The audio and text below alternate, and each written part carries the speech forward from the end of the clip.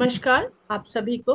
प्राणाराम हिंदी के YouTube channel में आप सभी का स्वागत है। वेदांत दर्पण इस एपिसोड में मैं स्वागत करना चाहूंगी ऋषि श्री गौतम चटर्जी सर का। प्रणाम सर, काशी से जो जुड़ते हैं और स्पीकर हैं इस कार्यक्रम के। आ, सर, अक्षय तृतीया एक तिथि है जो सनातन धर्म में माना जाता है और बहुत ही महत्वपूर्ण तिथि है। ये दिन होता है इस प्रकार। तो और वेदांत, वेद, उसकी जो सार है उसमें सर वेदांत में ये कहा गया है कि पूर्ण है। जो आ, सब कुछ ही पूर्ण है, पूर्ण से शून्य बोल के कुछ नहीं होता, सब कुछ ही पूर्ण है और क्षय नहीं है, जिसकी क्षति नहीं है, जिसको अंग्रेजी में बोला जा सकता है कि ओमनी प्रेजेंट। न मृत्यु है, न जन्म है, वो है ही शाश्वत है। बाकी मृत्यु जन्म वो अलग अलग चीजों की होती है। पर अक्षय तृतीया ये जो मानते हैं और पालन करते हैं इस पर, और जीवन धारण भी करते हैं, जीवन भी चलता है इसके ऊपर। तो सर वेदांत के दृष्टि से अगर देखा जाए और मानव सभ्यता में अगर उस दृष्टि से, उस एंगल में इसको देखा जाए तो कैसे देखने से, किस प्रकार की दृष्टि से देखने से सुख, क्योंकि सुख ऐसी चीज है, धन भी सेकेंडरी है, धन तो है ही, पर उसके साथ में सुख और शांति ये सबसे पहले मानव जीवन में चाहिए। तो इसके लिए ही अक्षय तृतीया ये मनाया जाता है, प्रचलित है, और दिन पर दिन इस पर और भी लोग जागरूक हो रहे हैं और कर रहे हैं इस प्रकार उसके रिचुअल्स और वो सब कुछ। तो सर आप बोले, मैंने थोड़ा सा बिंदु इसका पूछा आपको, तो सर आप बोले कि ऋषि आपका जो उपलब्धि है या उस हिसाब से कि क्या इसका क्या तात्पर्य है और वेदांत क्या बोलते हैं इस वेदांत इस पर कुछ बोलता है? अक्षय तृतीया पर वेदांत ने कभी कुछ कहा है? नहीं सर। मुझे मेरे पास कोई सूत्र तो हाँ, नहीं है, लेकिन नहीं। आज हम लोग अक्षय तृतीया पर बात करें। जी जी, आज है, अर्थात वेदांत बोलते नहीं है इस पर, लेकिन वेदांत में इसकी कोई जगह ही, मतलब कुछ ऐसा है ही नहीं इस प्रकार से। ये तो सभ्यता ने बनाया, लोकाचार ने बनाया, या समय ने किसी की उपलब्धि हुई या उस प्रकार से उस तिथि उस नक्षत्र में इस प्रकार से आया है। तो जी। अगर हम वेदांत की दृष्टि से इसको देखेंगे या समझेंगे और उससे हमें जो उत्तर मिलेगा, अगर इस पे हम झांके, कोशिश करें, तो सर ये बताएं सर। अ, एक तो जो हम लोग के सामने तो ये स्पष्ट है कि जब भी हृदय में शुभ भाव है, वही हम लोग की शुभ मुहूर्त है। अलग से शुभ मुहूर्त तिथि नक्षत्र देखने की जरूरत नहीं होती है। जहां भी बोध है वहीं बोधि वृक्ष है, वही जगह अरुणाचलम है। और बहुत अच्छा है कि अरुण का बहुत अच्छा मतलब होता है, सूरज से भी है, प्रकाश से भी है, पर्वत से भी है, और अचल अचलता से भी है, जो चलायमान नहीं है, जो जंगम और स्थावर में जो अचल है। तो अचल से भी मतलब है। तो हमारे कुछ अच्छे शब्द हैं, जैसे अचल है, अरुण है, अमोघ है, अक्षत है। तो ये सारे हमारे यहाँ ऋषि काव्य के या ऋषि छंद की शब्दावलियां हैं। और बहुत सुंदर है कि ध्वनिया भी अच्छी है, और इस वोकैबलरी में, ये इन शब्दावलियों में रहने से मन भी प्रसन्न होता है, और मन जो है या हृदय जो है वो कालिदास के ऋतु वर्णनों जैसा हो जाता है इन शब्दों की तरफ जाने से। अमोघ, अक्षत, अहर्निश। तो हम लोग भारतीय परंपरा में कई चीजें देखते हैं कि जो महापुरुष हुए हैं, इवन श्री कृष्ण भी, किस नक्षत्र में हुए थे और किस तिथि को हुए थे, भारतीय तिथि। जैसे रविन्द्रनाथ का भी जन्मदिन बंगाल में इंग्लिश डेट से नहीं मनाते हैं, 25वीं वैशाख से मनाते हैं, तिथि से मनाते हैं, इससे लोगों को कंफ्यूजन होता है। तो ये भारतीय तिथि, भारतीय नक्षत्र और कौन सा कौन से स्टार, कौन सा नक्षत्र आपके जन्म के समय था, आदि आदि की भी गणना है, क्योंकि ज्योतिष को भी हमारे यहाँ वेदांग कहा गया है, वेदकाल कहा गया है ना। तो अ, मैंने ढूंढने की कोशिश की कि बचपन में हम लोग को यहाँ चौसठी घाट है जहाँ 64 सीढ़ियाँ हैं, वहां पर दो बड़े सिद्ध महापुरुष हुए हैं। एक है श्यामाचरण लाहिड़ी महाशय, काशी में, चौसठी घाट के पास ही उनका निवास हुआ करता था। और ठीक उसके बगल में बाबा थे सीताराम ओंकारनाथ जी। इन दोनों के आश्रम या घर बिल्कुल पास पास, तो हम लोग बचपन में जाते थे दर्शन करने। लाहिड़ी महाशय का तो नहीं, लेकिन ओंकारनाथ बाबा जी का हम लोग कई बार दर्शन किया। तो उस वक्त ज्यादा तो समझ होती नहीं है, मुझे लगता है कि समझ का स्पिरिचुअलिटी से कोई लेना देना भी नहीं होता है। वो लाइट होता है, वाइब्रेशन होता है, जो हमें संस्कारित कर देता है। ये भी नहीं कहेंगे कि संस्कारित करने लगता है। आप किसी महापुरुष से जब मिलते हैं, चाहे वो आनंद महिमा हो, चाहे रमन महर्षि, चाहे कबीर हो, तो ऐसा नहीं होता है कि लाइट के संपर्क में आने से, लाइट के संस्पर्श में आने से, लाइट के स्पर्श मिलते ही वो लाइट इन कर देता है।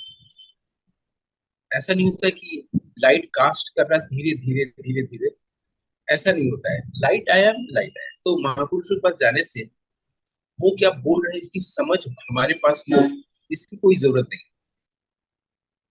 अगर हम बच्चे हैं, उन्होंने कुछ बोला और हमें समझ में नहीं आया, कोई बात नहीं। लेकिन अगर हमें अच्छा लगा है, अगर उन्होंने हम मुझे प्यार से बुलाया है अपने पास, चमचम खाने को दिया है और बोला है ये बोलो या ये खाओ, वो अच्छा लगा है। लेकिन उसके पीछे का निहितार्थ हमें बाद में समझ में आएगा। अगर कोई शब्द बोला है, जैसे कि गोपीनाथ कबीरा जी से जब पहली बार मेरी मुलाकात हुई, संयोग था बस, आनंद में आश्रम में, तो उन्होंने कुछ बोला था। मेरे साथ में बड़े लोगों ने कहा था कि इसको लिख लो, तो मैंने लिख लिया था। यहाँ तक कि जब यज्ञों में भी संस्कार हुआ था, जनेऊ हमारे यहाँ पे बॉडी से होता है, बहुत बड़े आकार, तो उस वक्त भी मुझे बोला गया था गायत्री मंत्र को लिख लो, याद कर लो। ये सब मंत्र, बचपन से मंत्र की शुरुआत हुई थी। हालांकि मुझे समझ में नहीं था इसका क्या मतलब है, कि भूर भुव स्वर बोलते हैं, क्यों बोलते हैं। तो ठाकुर जयदेव सिंह जी के पास गए तो उन्होंने बताया कि भू भुव और स्वर तीनों का मतलब क्या होता है। बिल्कुल सही बात है कि शुरू में बच्चा बोले, बड़े होकर समझ लेते हैं, है ना। तो उसी तरीके से ओंकारनाथ सीताराम बाबा जी के पास जाना, या कविराज जी ने जब मुझे कहा था, बड़े होकर मैं समझा कि उन्होंने ये क्यों कहा है कि शिष्य प्रज्ञे बोध से कारण गुरु वाक्य, ये उन्होंने आशीर्वाद के ऊपर मंत्र किया।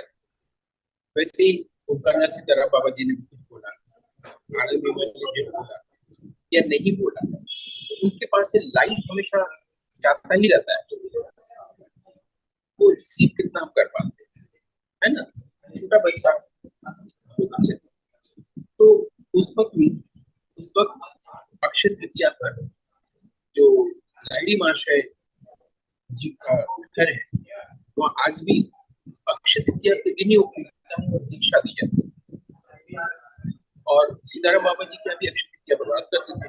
मेरे घर में भी लोग अक्षय तृतीया मनाते थे। आज भी लोग भारतीय परंपरा में अक्षय तृतीया को बहुत महत्व देते हैं। तो बड़े होकर हमें ढूंढा कि आखिर महत्व क्यों देते हैं, ऐसी क्या बात है। बहुत सारे शुभ दिन होते हैं हम लोग के यहाँ, ठीक है, पूर्णिमा होता है, कई पूर्णिमाएं होती है, तो फिर हमने जब देखा क्यों होता है, तो लगा कि ये मनाने की परंपरा वैदिक समय से है, और तब भी अक्षय तृतीया को महत्वपूर्ण कहा गया। तो हमने ये पाया कि ऋग्वेद जो हम लोग को आज मिलता है पढ़ने को, उसकी प्रतिष्ठा या उसकी रचना अक्षय तृतीया के दिन, महाभारत की रचना अक्षय तृतीया के दिन हुई थी। नाट्यशास्त्र पंचम वेद लिखना शुरू किया था भरत मुनि ने काशी में अक्षय तृतीया के दिन। ठीक है। उसके बाद जो आपस्तंभ ऋषि थे जिन्होंने इसको नाम दिया था वेद, क्योंकि उसमें दो साइड था, एक फिलोसॉफिकल साइड, एक रिचुअल साइड। फिलोसॉफिकल साइड को मंत्र संहिता कहते हैं, रिचुअल साइड को ब्राह्मण कहते हैं। तो दोनों को मिला के उन्होंने पहली बार नाम दिया था वेद, तब से हम उसको वेद कहते हैं। तो ये इसकी रचना इसी दिन हुई थी, अक्षय तृतीया की। और इसका इसका अर्थ जनरल पब्लिक को बताया गया था कि इस दिन आप कोई भी रचना करते हैं, कोई भी कर्म करते हैं, उसका क्षय नहीं। अब मेरे मन में प्रश्न आया कि उन ऋषि मुनियों को कैसे पता चला था कि ये वाला दिन जो जाड़ा नहीं है, बरसात नहीं है, कृष्ण ऋतु वैशाख है, वैशाख में ये तिथि कुछ भी करने से उसका क्षय नहीं होता, उन्हें कैसे पता चला? तो ऐसे ऐसे करके हम लोग जानते हैं ना कि साइंस के स्टूडेंट रहे तो हम लोग की आदत होती है डिस्कवरी की तरफ, खोजने की तरफ। क्योंकि जहां भी आप देखेंगे अगर वहां आपको अंधेरा दिखेगा तो जरूर अंधेरे के नीचे प्रकाश होगा, ये नहीं पेड़। इस सृष्टि जो है पहले भी थी, बस उसके ऊपर अंधेरा था, वो अंधेरा हटाया गया तो सृष्टि अपीयर हो। ये ऋग्वेद में सृष्टि कॉस्मोस के बारे में कहा गया। कहाँ कहा गया जिसको कभी बता देना, अगर कोई इसको पढ़ना चाहे, जानना चाहे, तो सकता है। ये नासदीय सूक्त में कहा गया। पूरे ऋग्वेद को तो कई सूक्तों में कहा गया है, बहुत सारे सूक्त अलग अलग मंडल में है। तो किसी को अगर जानना हो तो वो स्पेसिफिकली क्वांटिटेटिवली को जा सकता है। वो पुरुष सूक्त में नहीं जाए, बृहस्पति सूक्त में नहीं जाए, वाक सूक्त में नहीं जाए, नासदीय सूक्त में जाए, उसमें कॉस्मोस के बारे में बात है, पूरे कॉस्मोस कैसे। तो उसमें ये कहा गया है कि जहाँ भी अंधेरा है, अंधेरे के नीचे प्रकाश है, वो कवर्ड है, मैंने सत्य एक घट में है, घड़े में है, और वो ढका हुआ है। ढका हुआ जो है पर्दे से, छीले पर्दे से, पर्दे को हटाना। पर्दे को ऋषि मुनि ने हटाया था, पर्दे को ऋषि मुनि ने हटा दिया कि हमेशा के लिए नहीं हो गया, ये उनके लिए हो गया। हर व्यक्ति को इसको सत्य को जानना है, उसकी अनुभूति पानी, उसको खुद से ही करना, उसी लिए इसको जन्म मिला है। उस पर्दे को हटाए, अंधेरे को हटाए और सत्य प्रकाश, यानी कवर हटाए और डिस्कवर। इसी टेंडेंसी से ये वैदिक स्वर ही है। हमारे विज्ञान का मतलब होता है विविध ज्ञान या विशेष ज्ञान। तो विशेष ज्ञान को पाने के लिए कवरिंग हटानी पड़ेगी, और ये बहुत ज्यादा कवरिंग नहीं, एक ही कवर। तो जो प्रकाश आता है, ये प्रकाश है, जो सत्य है, उसमें वो कहा गया कि पूर्ण है ना। तो अब उनको कैसे पता चला कि इसी नक्षत्र में, अगर वो श्लेषा नक्षत्र है तो जन्म हो रहा है, तो उससे क्या होता है, अगर आश्विन मास में होने से क्या होता है, अगर ये पर्टिकुलर नक्षत्र उससे क्या होता है, वो पूरे व्यक्तित्व में कैसे प्रभाव डालता है, ये सारी चीजें ज्योतिष जो वेदांत है उसमें सारी चीजें गणना करने का ये भी एक विज्ञान, विशेष ज्ञान। तो उसको ध्यान में रखते हुए रचा ऋग्वेद में। और यहाँ तक कि जो अक्षपाल गौतम के न्याय सूत्र हैं वो भी इसी दिन रचे गए थे। नाट्यशास्त्र की भी हमने बात की बच्चों पे। आखिर इस दिन में ऐसी क्या खास बात है? इस दिन में खास बात है कि एक तिथि है पूरे वर्ष में आती है, जिस दिन कोई भी चीज आप कर्म करेंगे तो उसका क्षय नहीं। अच्छा, कोई भी कर्म है उसका तो क्षय होना ही है। किस तरह से कर्म का क्षय नहीं होगा ये समझ। एक बार उससे पहले ये जानना है उनको कैसे पता चला इस स्थिति के बारे में, है ना। तो उन्होंने जब सत्य को जाना, तो सत्य से जब आच्छादित हो गया उनका हृदय, तो सत्य नहीं बताया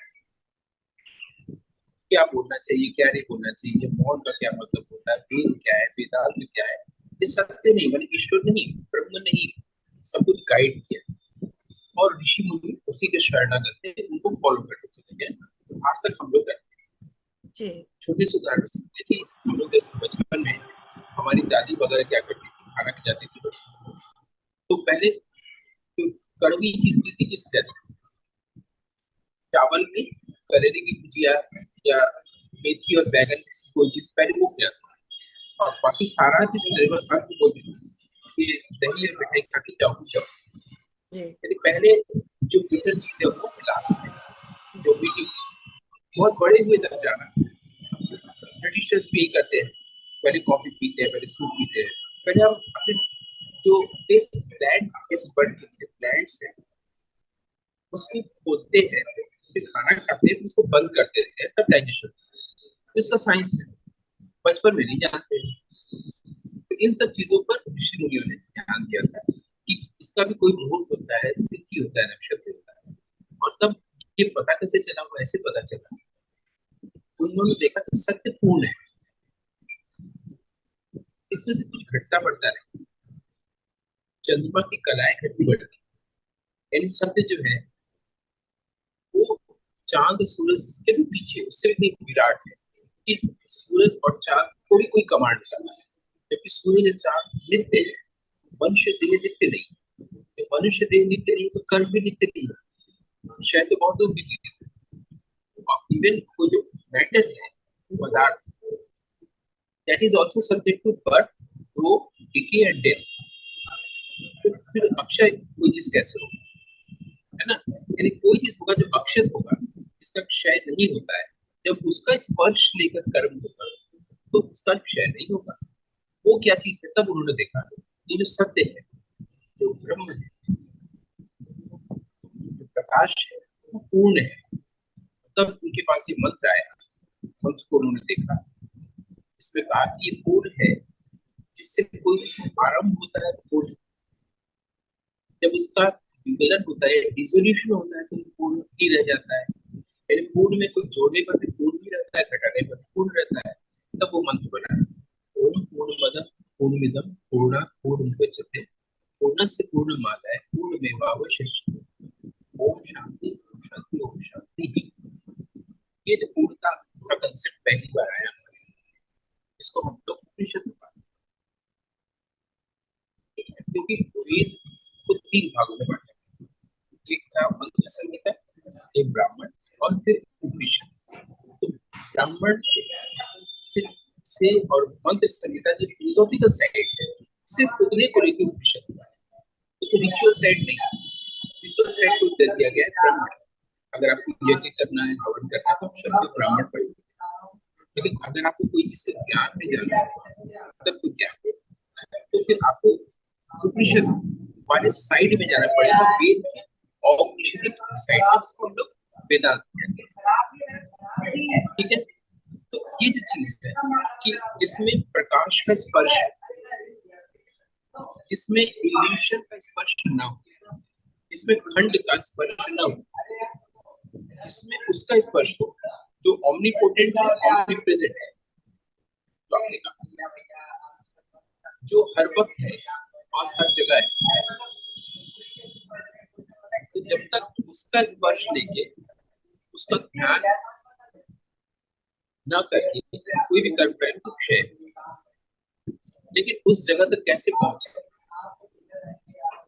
हम कोई कर्म करें और क्षय ना हो, तो इस अक्षय तृतीया में करने से अगर ऐसा हुआ भी है, तो इसके पहले के अक्षय तृतीयाओं में बहुत सारे लोगों ने काम किया होगा, क्या सब जो है अक्षय की तरह रखा है, क्षय तो हुआ ही नहीं। सिर्फ इस तिथि को, इस दिन को करने पर ही वो उसका क्षय नहीं होगा, ये मान्यता तो है, वो सही है। लेकिन सारे जितने भी कर्म लोग करते हैं आज तक, कोई किताब लिखना, कोई गाना शुरू करना, कोई भी अच्छा काम, लेकिन उसका क्षय होता है। किसका क्षय नहीं होता है, इसको हम लोग को जानना है ना। यानी प्रकाश की बात है, प्रकाश का क्षय नहीं। हम उस प्रकाश की भी बात नहीं कर रहे जिस सूरज से मिलता है, क्योंकि हमारे लिए जब सूरज डूबता है तो अंधेरा ही है।